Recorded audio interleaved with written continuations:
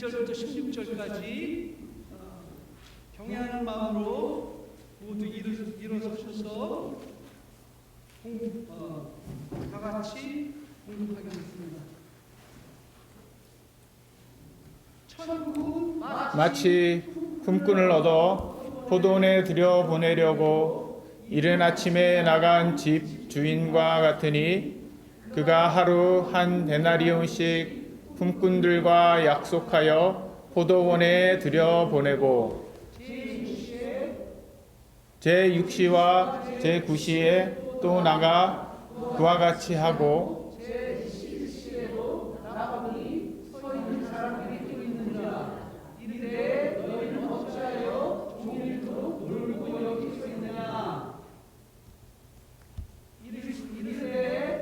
우리를 품꾼으로 쓰는 이가 없음이니이다. 이르되 너희도 포도원에 들어가라 하니라.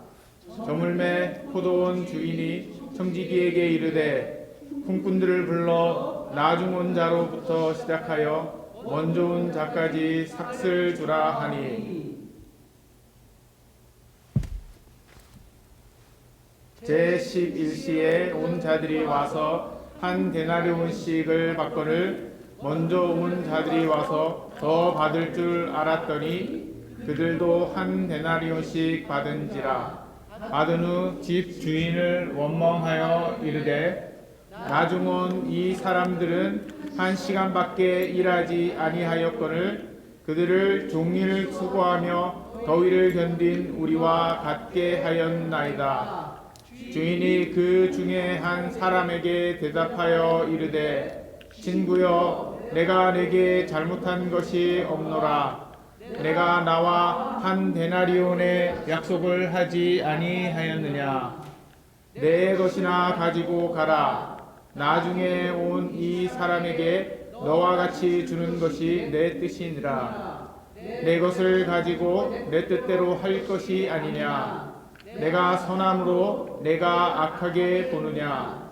이와 같이 나중된 자로서 먼저 되고 먼저 된 자로서 나중되리라. 네. 이 시간도 우리 김종호 목사님 나오셔서 좋은 말씀 들려주시겠습니다.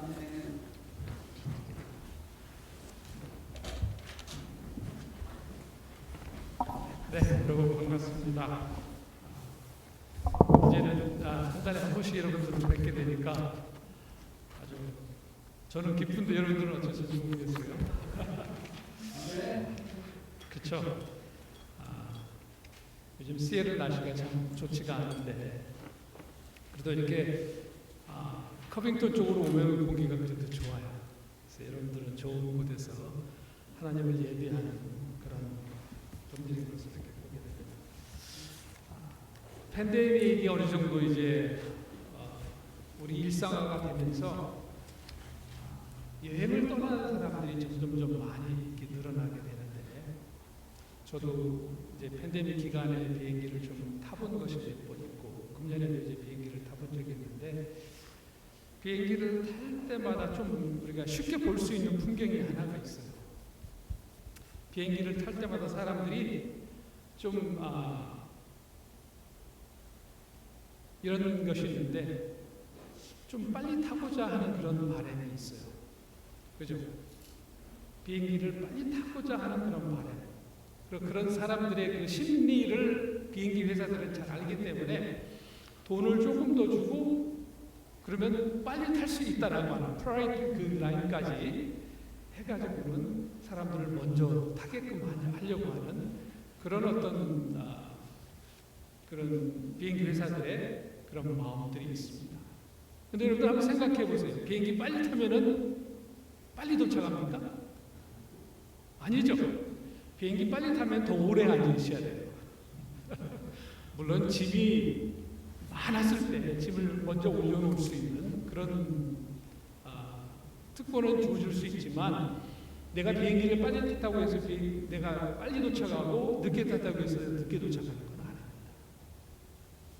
자, 하나님 나라는 어떨까? 과연 하나님 나라는 어떨까요? 마태복음의 저자 이 마태는 다른 복음서의 저자들하고는 좀 다르게 하늘나라 혹은 하나님의 나라에 대한 이야기를 참 많이 하고 있어요. 그래서 특별하게 이제 마태복음 13장에 가면은 7가지 하나님 나라에 대한 비유를 7가지를 이야기를 합니다. 13장에. 그리고 이제 18장부터 25장까지 가면은 또 5가지 하나님 나라에 대한 비유를 쭉 이야기를 하고 있어요. 그 중에 9번째 하나님 나라에 대한 비유를 이야기하는 것이 오늘 포도원 주인의 비유입니다. 어떤 그 성경이나 어떤 분들이 이야기하는 포도원 품꾼들의 비유 이야기를 하고 있는데 포도원 품꾼들의 이야기 비유가 아니라 포도원 주인에 대한 이야기예요. 여기서는 우리가 이 비유를 이해하기 위해서는 포도원 주인의 그 마음을 볼 줄을 알아야 돼요. 예를 들어서 탕자의 비유 여러분 잘 아시죠? 탕자의 관점에서 이야기를 보는 게 아니라 그 탕자를 기다리는 아버지의 마음에서 탕자의 비유를 봐야 그걸 제대로 이해하는 겁니다. 그래야 하나님의 마음, 천국의 비밀을 알 수가 있습니다. 그래서 오늘 말씀에서도 바로 이 하나님의 마음, 포도원 주인을 통해서 비춰지는 하늘 아버지의 마음이 무엇인지를 볼 줄 알아야 오늘 이 비유를 우리가 올바로 이해할 수가 있습니다. 그런데 이 비유를 우리가 이해하기 위해서는 크게 이제 2가지 내용을 좀 우리가 살펴볼 필요가 있습니다. 첫 번째는 우리가 본문에서 읽지는 않았지만 바로 앞부분에 19장 30절하고 우리가 봤던 20장 16절에 나와 있는 말씀이 있습니다.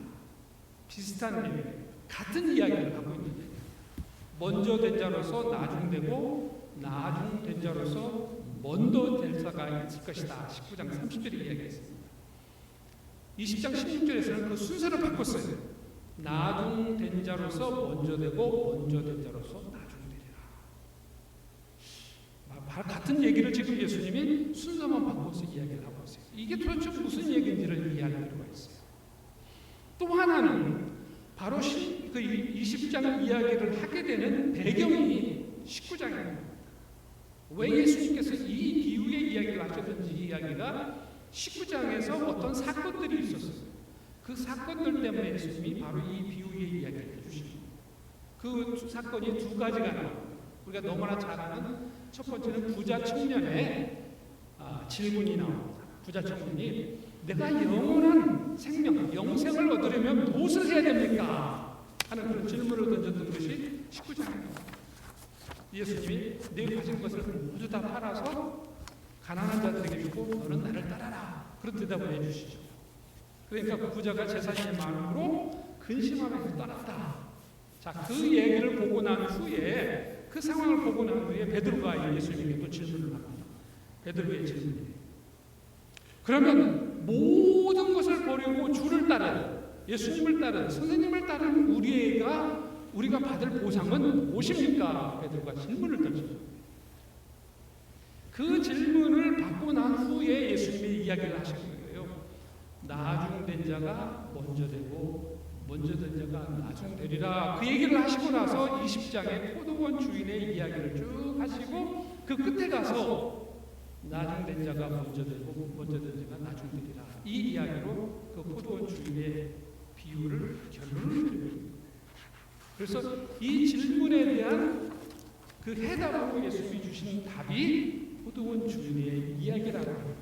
이 관점에서 오늘 본문을 이해해야만 우리는 예수님이 말씀하신 이 비유를 이해할 수 있고 이것이 하늘나라의 진리를 포함하고 있는 내용이라고 하는 것을 우리가 알 수가 있습니다. 그래서 그 하나님의 나라, 하늘나라의 진리, 예수님이 말씀하시는 포도원 주인의 이야기 속에서 하나님 나라의 진리, 그것은 무엇이고 또 그것을 위해서 살아나가는 성도의 삶은 무엇인가 하는 것을 오늘 우리가 함께 살펴보고자 합니다. 자, 우리가 살고 있는 세상은요, 어떤 세상이냐면 부자 청년의 질문은 율법의 행위로 구원을 얻겠다라고 하는 생각, 베드로의 질문은 헌신에 대해서 내가 열심히 봉사하는데 어떤 보상을 받을 것인가? 여기에 대한 그거에 대한 질문이었죠. 자, 이런 것들에 대한 어떤 답을 이렇게 이야기를 쭉 해주신 가운데서 자, 우리가 살고 있는 세상은 어떤 세상이냐면 세상은 계산 모든 것이 계산에 의해서 돌아가는 곳이 우리가 살고 있는 세상입니다. 내가 무엇을 했으면 거기에 대해서 어떠한 대가, 어떠한 보상을 받을 것인가. 이것이 우리가 살고 있는 세상의 방식입니다. 그렇죠? 내가 일한 만큼, 내가 8시간 일했으면, 하루에 8시간 일했으면 8시간만큼 보상을 받아야 되고, 내가 5시간 일했으면 5시간의 보상을 받아야 되는 것이 세상의 계산 방식입니다. 그렇죠? 그래서 이 세상의 방식 속에서 세상은 무조건 첫째가 우선시되고 나중되는 사람은 무시되는 그런 세상이에요. 이것이 세상에 우리가 살고 있는 세상의 모습이라고 합니다.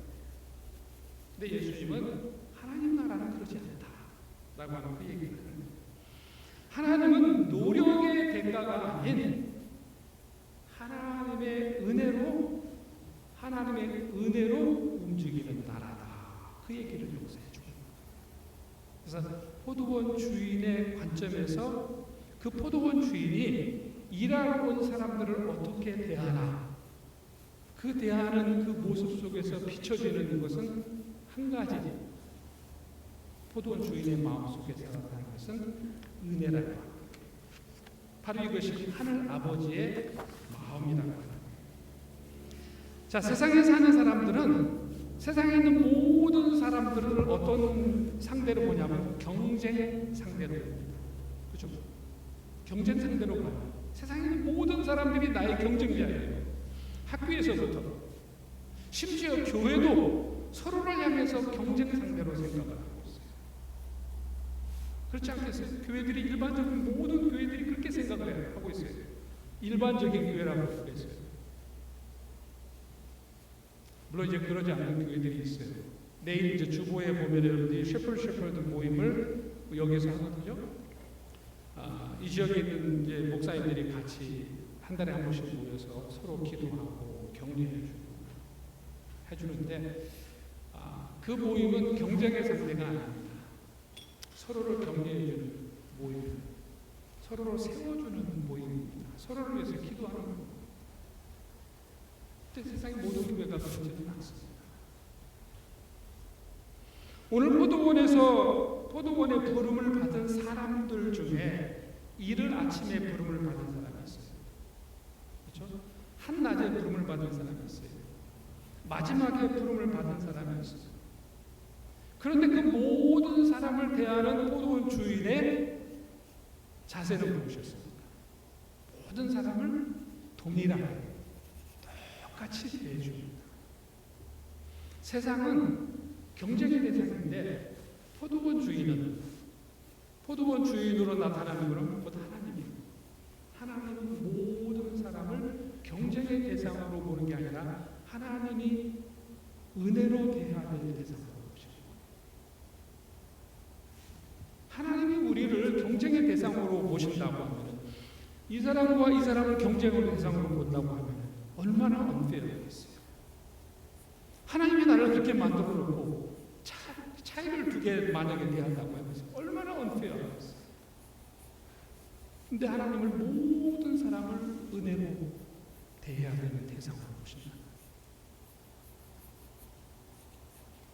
자, 똑같이 한 데나리온을 주는 그 주인의 모습을 보면서 가장 불평을 했던 사람이 누구였습니까? 첫 번째 왔던 사람, 새벽부터 왔던 사람, 새벽부터 왔던 사람이 자기가 처음에 한 데나리온을 받고 자기가 한 데나리온을 받았어요. 왜요? 그렇게 약속을 했기 때문에. 한 데나리온을 주겠으니 와서 일을 해라 하고 데리고 왔어요. 자기가 한 데나리온을 받았어요. 그러고 나서 마지막에 온 사람이 임금을 받을 때 무슨 생각을 했겠어요? 아, 내가 한 데나리온을 받았으니까 저 사람은 10분의 1 받겠구나 라고 생각을 했어요. 근데 그 사람도 딱 뭘 받았어요? 똑같이 한 데나리온을 받았어요. 받고 나서 뭐라고 합니까? 주인에게 투털려버리죠. 불평을 했다는 거예요. 마지막에 온 이 사람들은 1시간밖에 일하지 않았는데도 찌는 더위 속에서 온종일 수고한 우리들과 똑같이 대우하였습니다 하고 주인에게 불평하는 겁니다. 이 사람은 그냥 세상 계산법으로 이야기를 하는 거예요. 자, 세상적으로 볼 때 당연한 이야기를 지금 하고 있는 거예요. 많이 일한 사람이 많이 받고 적게 일한 사람은 적게 받아야 된다라고 하는 일반적인 세상의 방식으로 이 사람은 이야기를 했고 그것에 의해서 불평을 한 거예요. 그런데 하나님이 보시는 관점은 뭐라고? 하나님은 모든 사람이 똑같은 은혜를 받아야 되는 대상으로 보시죠. 하나님은 세상의 방식으로 일하시는 분이 아니십니다. 하나님 나라는 세상 방식이 아니라 하나님의 은혜로 역사하시는 그런 나라입니다. 하나님이 20장 14절에 이런 이야기하죠. 당신의 품삯이나 받아가지고 돌아가십시오. 당신에게 주는 것과 똑같이 이 마지막 사람에게 주는 것이 뭐라고요? 내 뜻이 하나님 아버지의 뜻이다. 그래서 이 말씀의 비유의 이야기의 관점은 바로 하나님 아버지의 관점에서 포도원 주인의 관점.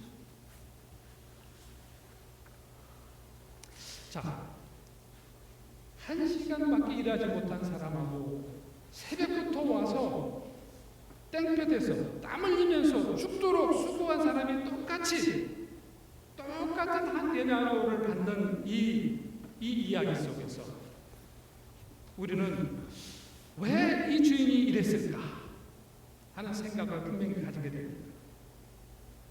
불공평한 주인의 생각, 사람에 대해서 평등하지 않게 대하지 않는 그런 어떤 모습, 뭐 계산을 잘못하는 어떤 그런 어떤 분으로 생각할 수 있을 거예요.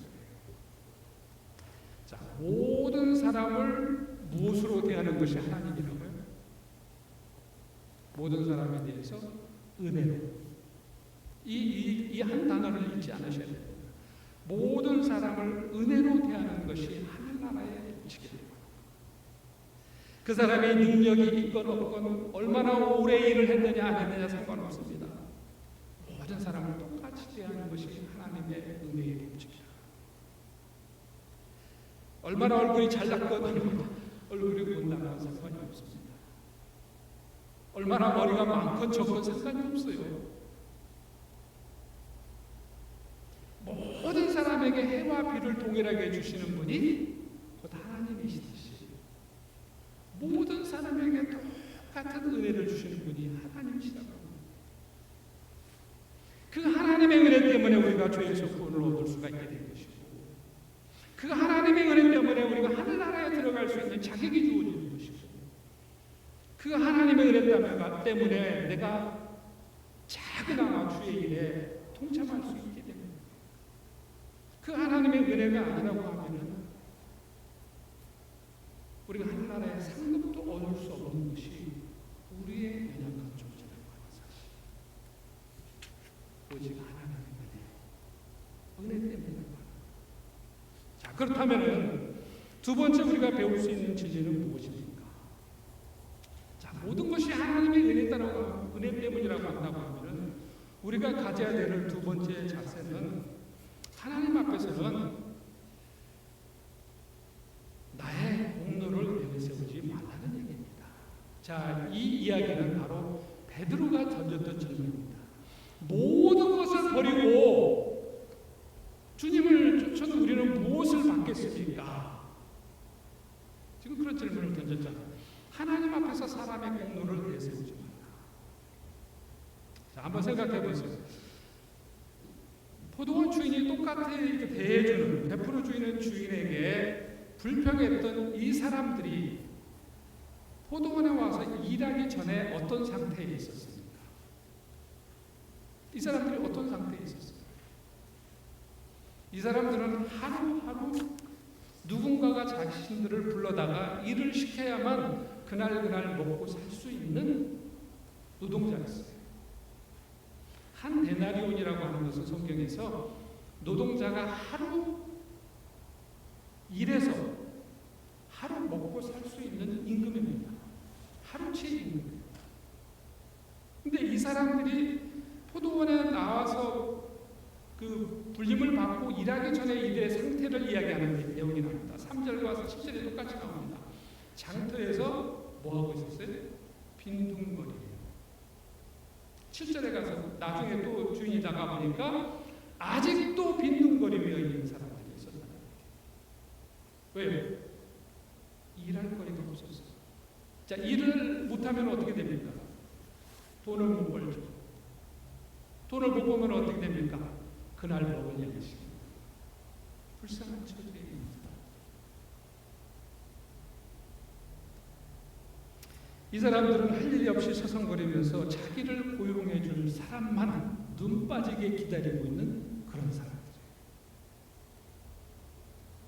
혹시 여러분들 홈디포나 로스나 이런 데 뭐 물건 살 일이 있어서 가시는 분들 있으시죠? 거기 가면은 쉽게 볼 수 있는 풍경이 있습니다.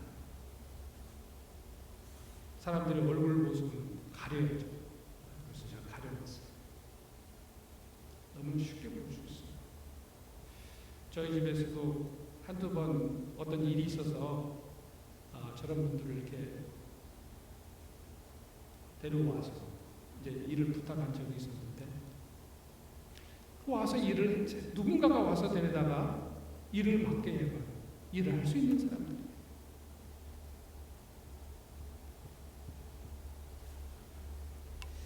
자, 본문에 나오는 포도원 주인이 불러다가 일을 시켰던 이 사람들은 바로 어찌 보면 저런 현대식 저런 사람들일 수 있어요.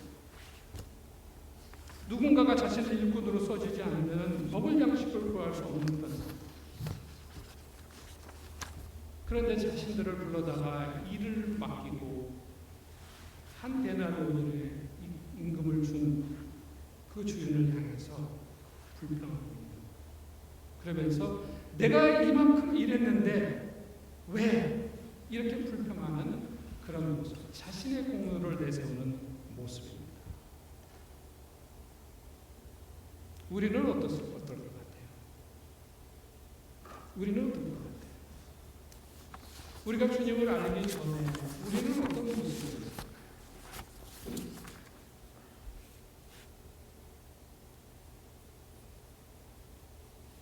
그런데 어떻게 하다가 주님이 우리를 불러주셨어요. 처음에 주님이 우리를 불러주셨고 우리가 하늘나라를 경험했고 하나님의 은혜를 체험했을 때 우리의 마음은 어땠습니까? 얼마나 고마웠습니까? 얼마나 감격스러웠습니까?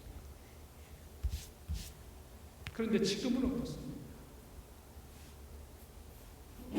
지금은 어때요? 지금 여러분들의 마음 상태는 어떻습니까? 혹시 여러분의 마음속에 하나님을 향해서 불평하는 것은 없습니까? 하나님, 내 삶이 왜 이렇습니까? 우리 가족이 왜 이렇습니까? 우리 교회가 왜 이렇습니까? 혹시 불평하는 일은 없습니까? 우리를 처음 불러주셨을 때 하나님의 그 은혜를 기억하지 못하면서 불평하는 일은 없냐고 제가 지금 묻는 겁니다. 그러면서 종종 그러잖아요. 내가 하나님을 위해서 이렇게 했고 이것도 했고 교회를 위해서 이렇게 했고 그러는데 왜 하나님 이걸 몰라줍니까? 때로는 그것이 목사님에게도 향하죠. 교회 아무개에도 집사님에게도 향할 수가 있죠. 왜 나를 내가 이만큼 수고하고 내가 이만큼 헌신하는데 왜 나를 알아주지 않는 겁니까? 자기 공로의식에 빠져가는 거. 그러면서 점점점 하나님의 은혜보다는 내 공로, 그러면서 감사가 사라지고 불평이 더 늘어나는 그런 모습들이 우리 가운데 있습니다. 만약에 그것이 우리들의 모습이라고 하면 나의 보상 심리를 빨리 내리는 거예요. 그리고 내가 주님 앞에 있을 수 있다고 하는 이 사실, 이것은 다른 것이 아니라 하나님의 은혜 때문입니다. 그래서 그것을 다시 회복하고 하나님이 해주셨다고 하는 것에 대해서 감사하고 기뻐하고 그 은혜 속에 다시 젖어 들어갈 수 있는 그런 여러분들이 되시기를 주의 부탁드립니다. 세 번째로 우리가 가져야 될 자세는 마지막 순간까지 우리가 숨 넘어가는 순간까지 우리가 자라갈 것은 하나님의 은혜뿐이라고 하는 사실을 기억할 수 있기를 바랍니다. 자, 오후 5시쯤에 주인이 또 나가보니 그럼 끝나기 1시간 전입니다. 아직도 빈둥거리고 있는 사람들이 있어서 그들에게 왜 당신들은 온종일 이렇게 하는 일 없이 빈둥거리고 있어? 하고 물었어요. 이게 그들의 대답이 무엇입니까? 아무도 우리에게 일을 시켜주지 않아서 이러고 있습니다. 저는 그 이야기를 보면서 오후 5시까지 남아있었던 이 사람들, 아무도 일을 시켜주지 않았던 사람은 어떤 사람들일까 하는 생각을 해봤어요. 자, 어떤 사람들이 마지막까지 남아있을 것 같아요? 자, 여러분들이 홈디포에 가서 누군지는 모르니까 사람을 쓴다고 해보세요. 어떤 사람을 쓸 것 같아요? 좀 일을 잘할 것 같은 사람이죠. 아니면 여러분들 피작하고 저 사람은 일을 아무것도 할 수 없을 것 같아요. 금방 쓰러질 것 같아요. 그럼 무슨 일 저지를 것 같아요. 그런 사람 데려다 쓰겠어요? 안 쓰죠. 어쩌면 5시까지 남아있었던 이 사람들은 그런 사람들이에요. 그러니까 저 사람은 도저히 일을 할 수 없을 것 같은 약골 중에 약골. 누구도 데려다 쓸 수 없을 것 같은 그 사람들이기 때문에 마지막까지 남아있었던 거예요. 그런데 이 포도원 주인은 어떻게 합니까? 그 사람들을 마저 데리고 갑니다. 일 마치는 시간이 얼마나 남았다고요? 1시간 남았어요. 1시간. 자, 이것이 주인의 은혜입니다. 이것이 주인의 은혜입니다. 바로 여기서 하나님의 은혜가 더 강하게 나타납니다. 구약의 출애굽기 37장에 보면요, 하나님이 언약궤를 만드는 어떤 명령을 해주시고 그것을 만드는 구체적인 방법들을 다 설명해주고 그것에 대해서 언약궤를 만드는 게 있어요. 구약의 언약궤 아시죠? 사진으로 보여드릴게요. 자, 여기 보면은 불살렐은 아카시아 나무로 제가 이제 스타र 표시를 했습니다. 아카시아 나무로 길이가 2자바, 너비가 1자바, 높이가 1자바인 궤를 만들었다. 여기서 궤라고 하는 것은 언약궤를 얘기합니다. 그리고 순금으로 그 안팎을 이루고 그 둘레에는 금대를 둘렀다. 자, 이런 얘기입니다. 그래서 하나님이 이렇게 언약궤를 만들으라고 했는데 그 언약궤가 이제 대충 우리가 정확하지는 않지만 이런 모습입니다. 어때요? 이런 모습이에요. 근데 이 언약궤라고 하는 것은 너무나 거룩합니다. 그래서 이 언약궤는 정말 제사장조차도 함부로 할 수 없는 거예요. 일반 사람들이 그 언약궤를 만졌다가 죽는 상황이 벌어져요. 그런 것도 있잖아요. 함부로 할 수 없는 너무나 거룩한 겁니다. 그래서 안과 박을 하나님이 순금으로 지금 입힌 겁니다. 이런 아주 거룩하고 너무나 고귀하고 함부로 가까이 할 수 없는, 함부로 다룰 수 없는 너무나 소중한 그런 언약궤를 만들라고 했는데 이 언약궤를 뭘로 만들라고 했다고요? 아카시아. 우리 한국말로 아카시아. 근데 원래 보면 시틴나무라고 하는 거예요. 근데 세번역에는 아카시아라고 나와 있고 개혁성경에는 조각목이라고 나와 있습니다. 근데 정확한 것이 아카시아라고 하는데 우리 한국의 아카시아하고는 조금 달라요. 비슷한 거예요. 근데 이 아카시아라고 하는 것은, 나무라고 하는 것은, 광야에서 자라는 건데, 그렇게 멋있는 나무가 아니에요. 광야의 뜨거운 햇볕과 바람과 이것 때문에 그렇게 크게 자라지도 않고, 자세히 보면은 여기저기에 가시가 돋아 있어요. 그래서 짐승이나 사람이 이렇게 쉽게 접근할 수 없어요. 찔러요. 그래서 어떤 목재로도 사용할 수 없는 그런 나무입니다. 정상적인 목수라고 하면은 가구를 만드는데 사용할 수 없는 그런 나무예요. 근데 하나님의 이러한 스틴 나무를 가지고 하나님의 언약궤를 만들어라, 그런 얘기를 했어요. 저를 보면서 왜 하나님은 저런 것을 가지고, 저런 나무를 가지고 하나님의 언약을 담는 언약궤를 만들라고 했습니까? 가시도 사람도 찌르고 짐승도 찌르고. 근데 저는 이것을 보면서 그 시즌나무는 꼭 우리 사람 같아요.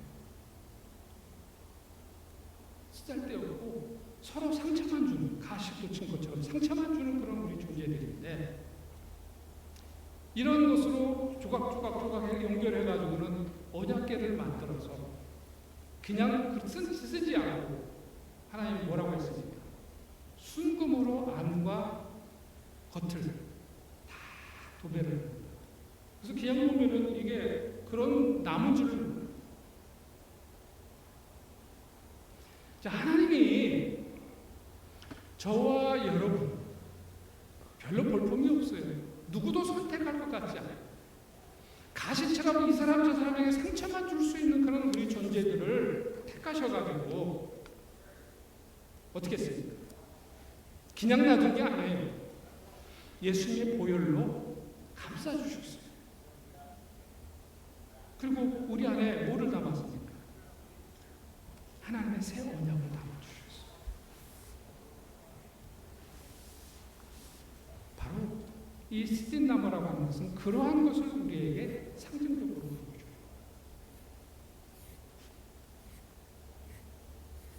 스틴나무가 뭐를 자랑할 수 있겠습니까? 그런데 하나님이 그 나무를 선택하셨어요. 그리고 바로 예수님의 거룩한 보혈로 감싸주신 거예요.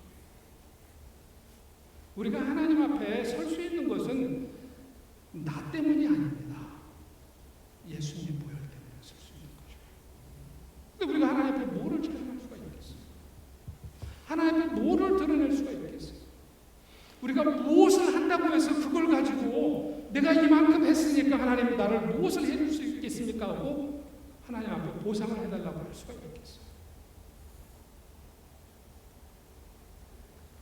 하나님의 은혜가 아니라면 아무데도 쓸데없는 존재인데, 하나님의 은혜, 예수 그리스도의 보혈로 덮어주시고, 그래서 은혜 없이는 갈 수 없는 천국을 우리에게 주시고, 그 하늘나라를 우리에게 불러, 하늘나라를 우리에게 그 하늘나라를 불러주신 것입니다. 그래서 에베소서 2장에 보면은 사도 바울이 그런 얘기를 합니다. 여러분은 믿음을 통하여 은혜로, 우리의 수고로, 우리의 헌신으로, 우리의 율법의 행위로, 이게 아니라 은혜로 구원을 얻었습니다. 이것은 여러분에게서 난 것이 아니요 하나님의 선물입니다. 행위에서 난 것이 아닙니다. 율법의 행위에서 난 것이 아니라는 얘기죠. 그러므로 아무도 자랑할 수 없습니다. 우리가 자랑할 것은 딱 하나밖에 없죠. 뭐요? 예수님의 보혈, 하나님의 은혜, 바로 이것밖에 없습니다. 그런데도 우리가 우리의 나의 자랑을 드러낸다고 하면 그거는 우리가 하나님의 나라, 하나님의 은혜를 아직 몰라서 그렇게 하는 것입니다. 예수님은 포도원의 비유를 통해서, 포도원 주인의 비유를 통해서 바로 이 하나님의 나라, 오직 하나님의 은혜로만 갈 수 있고 하나님의 은혜만이 드러나야 하는 나라라고 하는 것을 우리에게 말씀해 주고 있습니다. 여러분이 얼마나 많이 믿었느냐 중요하지 않습니다. 얼마나 적게 믿었느냐, 얼마나 큰 교회에서 믿었느냐, 얼마나 작은 교회에서 믿고 있느냐 중요하지 않습니다. 내가 하나님의 은혜를 붙잡고 있느냐, 이것이 가장 중요합니다. 우리가 사도 바울의 이 말씀을 봤지만 우리가 신앙인의 삶 속에서 정말 사도 바울만큼 우리 신약 성경을 좁히면서 사도 바울만큼 헌신, 수고하고 많은 열매가 있는 사람이 또 있을까 할 정도. 너무나 우리의 믿음의 생명, 우리가 감히 가까이 할 수 없는 그런 분이 바로 사도 바울. 근데 사도 바울이 그런 고백을 하죠. 나의 나된 것은 하나님의 은혜로 된 것이다. 나의 공로가 아니라는 얘기를 하는 거죠. 내게 주신 그의 은혜가 헛되지 않네요. 내가 모든 사도보다 더 많이 수고하였으나 내가 아니요 오직 나와 함께 하신 하나님의 은혜로다. 여기서 은혜만을 지금 3번이나 강조했어요. 하나님의 은혜. 주님은 나를 은혜로 불러주셨습니다. 여러분 한 분 한 분을 똑같은 은혜로 불러주셨습니다. 그리고 예수님의 십자가로 구해주셨고 하늘나라 백성 삼아주셨고 주님과 주님 나라를 위해서 적게나마 수고할 수 있는 그런 기회를 주셨습니다. 그러한 주님의 은혜에 그저 감사. 우리가 마지막 숨 넘어가는 그 순간까지 오직 이 하나님의 은혜만을 찾아가고 그 하나님의 은혜만을 드러내는 그런 우리 모두가 되기를 주의 이름으로 부탁드립니다. 잠깐 기도하겠습니다. 하나님 감사합니다. 우리는 우리가 무엇을 했느냐 혹은 우리가 무엇을 하지 못했느냐로 사람들을 평가하려고 하는 그런 세상의 방식에 익숙해져 있습니다. 그래서 하늘나라 하나님의 나라도 그러한 자세로 보려고 하는 우리의 마음이 있는데 오늘 예수님께서 포도원 주인의 이야기를 통해서 하나님의 나라는 오직 하나님의 은혜만이 통할 수 있는 나라라고 하는 그런 진리를 우리에게 보여주셨습니다. 이 하나님의 진리, 하나님의 은혜를 붙잡고 사는 저희들 되게 하시고 아무것도 쓸데없는 저희들을 불러주셔서 예수님의 십자가 보혈로 감싸주신 하나님의 그 놀라우신 은혜와 사랑을 덧입어서 살아갈 수 있는 저희들 될 수 있도록 도와주시고 먼저 사랑교회가 그런 하나님의 은혜 속에 푹 젖어서 그런 하나님의 은혜를 드러내는 아름다운 교회요 아름다운 성도들로 살아가는 마지막 주님 앞에 설 때 그 주님의 은혜만을 자랑하고 드러내는 한 분 한 분 될 수 있도록 도와주시옵소서. 감사하며 존귀하신 예수님의 이름으로 기도했습니다.